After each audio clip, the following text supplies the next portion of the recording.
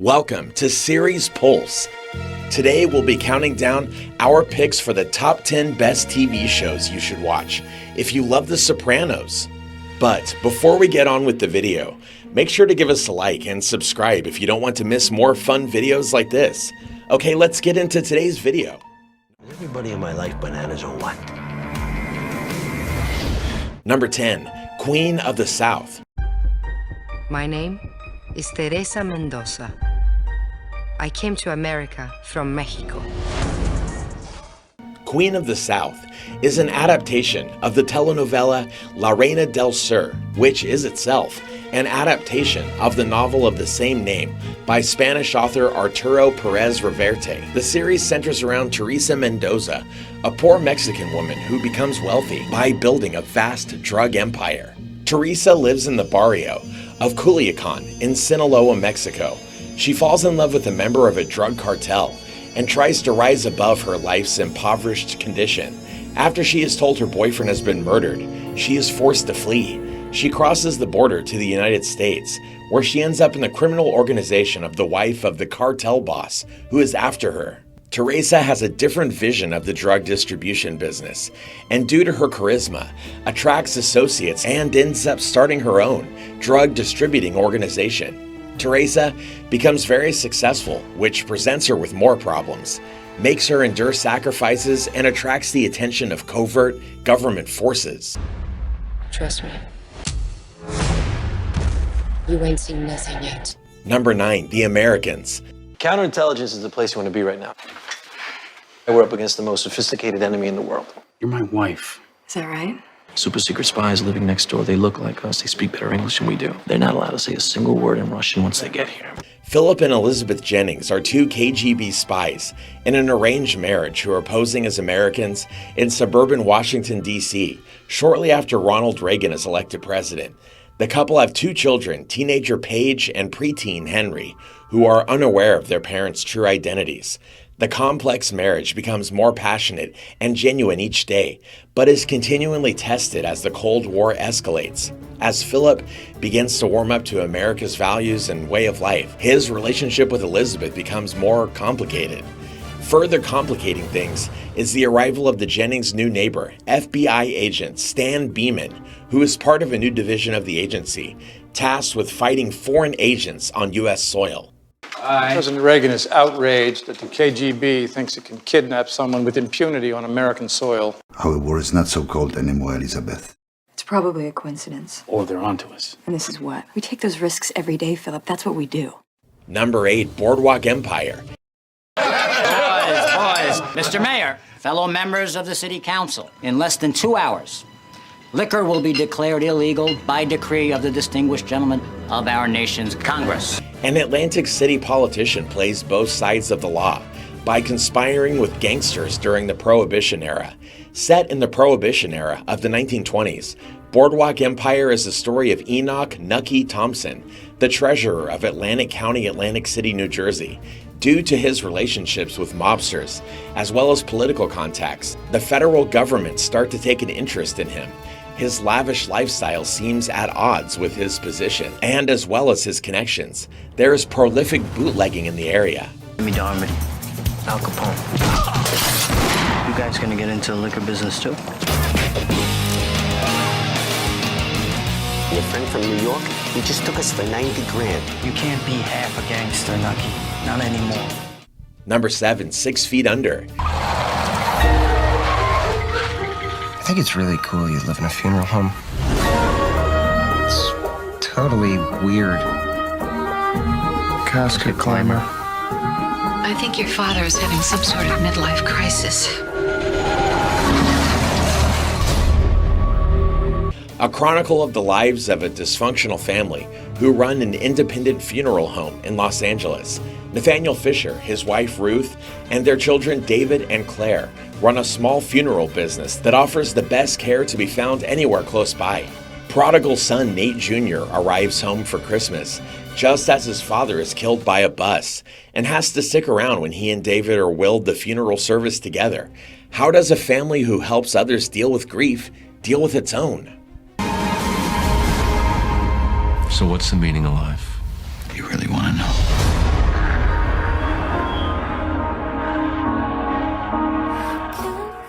Number 6, Gomorrah.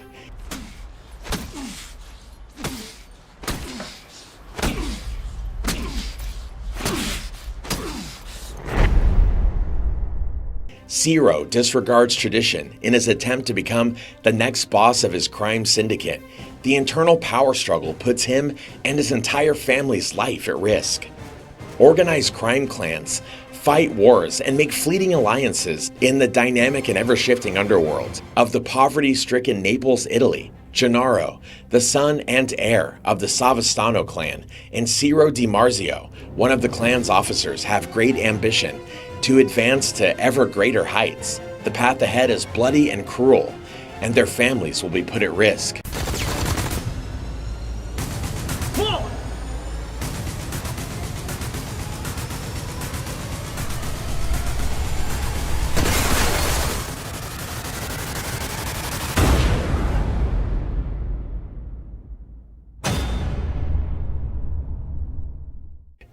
Number 5, Mad Men.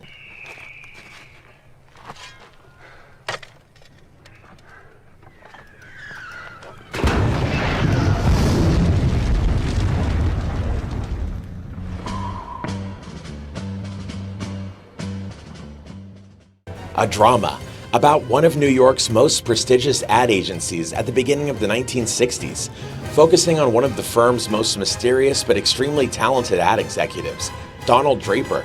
The professional and personal lives of those who work in advertising on Madison Avenue, self-coined Mad Men in the 1960s, are presented here. The stories focus on those at one of the Avenue's smaller firms called Sterling Cooper and its various incarnations over the decade.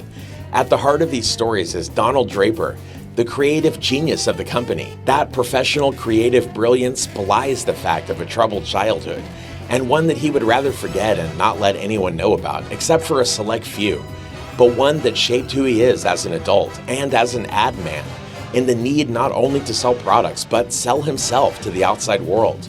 Draper's outside confidence also masks many insecurities, as evidenced through his many vices, such as excessive smoking, drinking, and womanizing, the latter despite being a family man, and how he deals with the aftermath of some of the negative aspects of his life.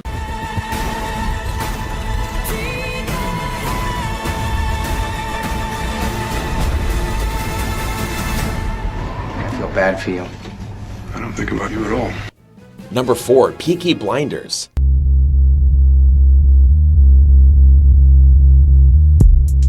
Thomas, you're a bookmaker, a robber, a fighting man. You're not a fool. A gangster family epic set in 1900s England, centering on a gang who sew razor blades in the peaks of their caps, and their fierce boss, Tommy Shelby. Thomas Shelby and his brothers returned to Birmingham after serving in the British Army during World War I. Shelby and the Peaky Blinders, the gang he is leader of, control the city of Birmingham, but as Shelby's ambitions extend beyond Birmingham, he plans to build on the business empire he's created and stop anyone who gets in his way. Birmingham, UK, 1919. In the aftermath of World War I, the Shelby family are making a name for themselves as bookmakers, racketeers, and gangsters. Nominally, the head of the family is the oldest brother, Arthur, but the real brains, ambition, and drive in the organization lies with Tommy, the second oldest. He will carve out an empire for himself that will stretch beyond Birmingham.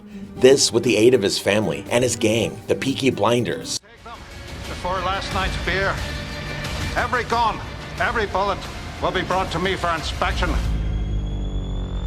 Raise a hand, all those who want to strike.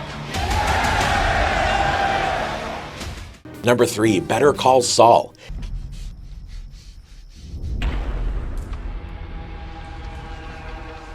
right. The next words out of your mouth ought to be the truth. Who are you?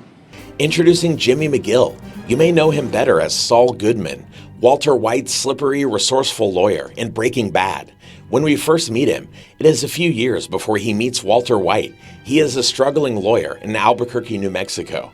He mostly defends small-time crooks and represents people in civil liability claims. His brother, Charles Chuck McGill, is a senior partner at a prestigious Albuquerque law firm but hasn't left his house for several months due to a strange affliction. Jimmy is supporting him through bringing him groceries and the like. Jimmy has a dark pre-lawyer past, being a small-time fraudster in Chicago before moving to Albuquerque to start over and work at his brother's firm. We also meet Mike Ehrmantraut, ex-cop now working as a toll booth attendant at the courthouse parking lot. We see how Jimmy and Mike's stories converge, and how Jimmy slowly becomes the Saul Goodman we know from Breaking Bad. Wow, you got a mouth on you. Thank you. Number 2, The Wire.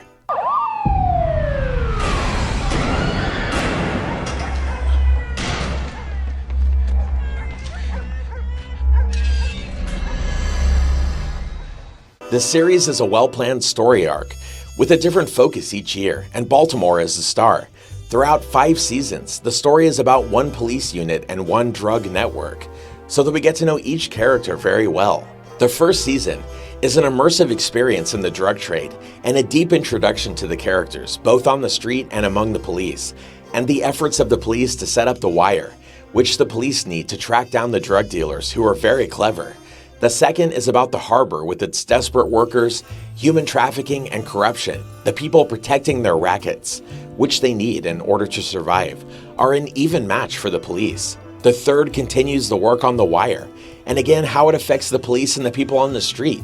The work of both the police and the drug dealers comes to desperate measures. Some senior members of the police even set up a zone where people can buy and sell drugs freely, which works well but is wiped out by the city administration. The fourth is about the politics of the city, all entwined with the drug violence and the police.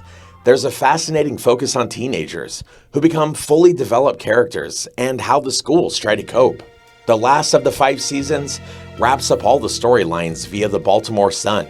The newspaper runs into one roadblock after another, but it's eventually able to reveal the extent of the drug trade, the police work, the failing schools, and the dreadful corruption at the top of the city. The same characters are present through all the seasons. We see how they change and what happens to them. Each has his or her own story, and each of their stories affects other characters, and the story itself, all 5 seasons, are a perfect whole. It's Baltimore, gentlemen. The gods will not save you. Can't even call this shit a war. Why not? Wars end. Number 1, Breaking Bad.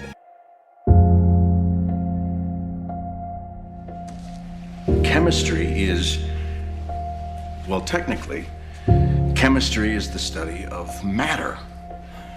But I prefer to see it as the study of change.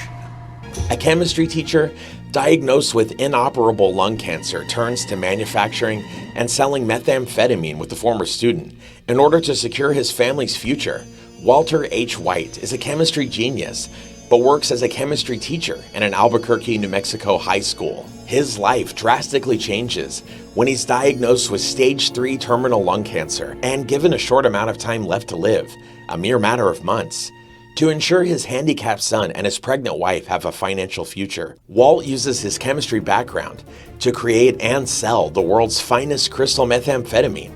To sell his signature blue meth, he teams up with Jesse Pinkman, a former student of his. The meth makes them very rich very quickly, but it attracts the attention of his DEA brother-in-law, Hank. So, as Walt and Jesse's status in the drug world escalates, Walt becomes a dangerous criminal, and Jesse becomes a hot-headed salesman. Hank is always hot on his tail, and it forces Walt to come up with new ways to cover his tracks. And with that, we've reached the end of this video, all about the top 10 TV shows you should watch if you love The Sopranos. If you enjoyed this video and you found it interesting, don't forget to leave a like and subscribe for more content just like this. Thanks for watching, and we'll see you in the next one.